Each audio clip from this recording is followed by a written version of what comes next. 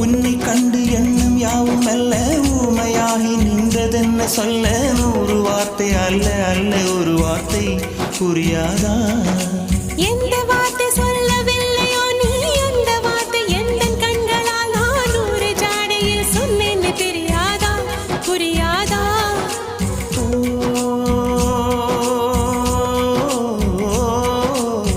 my போல நானும் கண்ணில் சேர வேண்டும் மை போல நானும் கண்ணில் சேர வேண்டும்